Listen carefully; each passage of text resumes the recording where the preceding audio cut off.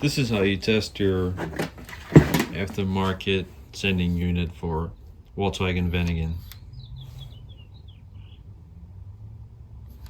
I think I bought this for around $15, $17 3-4 years ago. Now they went up in price. But anyway, this is what an aftermarket sending unit looks like. I don't know what brand it is. Seems to be pretty well made, at least decently made.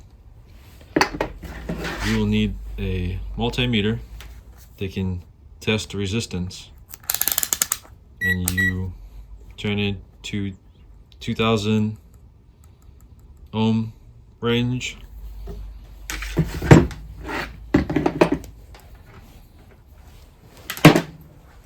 And hopefully you have these little crocodile tips.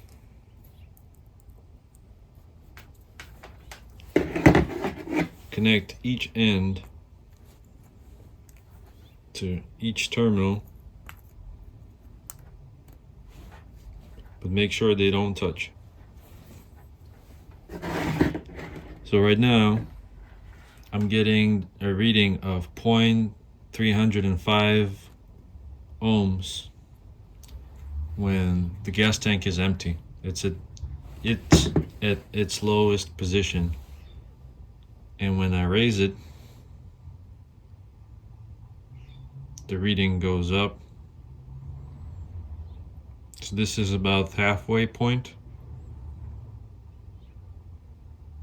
and going up, up, up, up, and all the way up. So on my Vanagon, I have a 1984 GL, Vanagon GL. This is pretty good range for my gas tank. And another side note, when the sending unit is inside the gas tank, it doesn't go all the way to 305. It stops at about, I don't know, around here, around maybe 128, maybe 150. It's hard to tell, but it doesn't go all the way down. But I think if you get a unit and it reads between 35 and 400 or 300, now it reads at 290, it's acceptable. And another thing to note, it should read pretty well through the whole motion of this float, because if there are points where it doesn't read, your gauge will keep going back up and down, because it's losing the contact.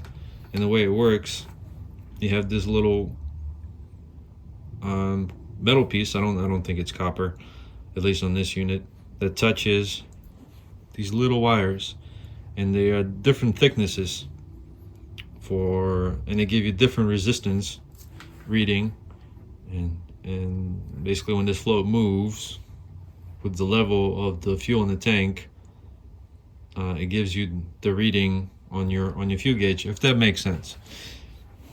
But this is how you can test your sending unit.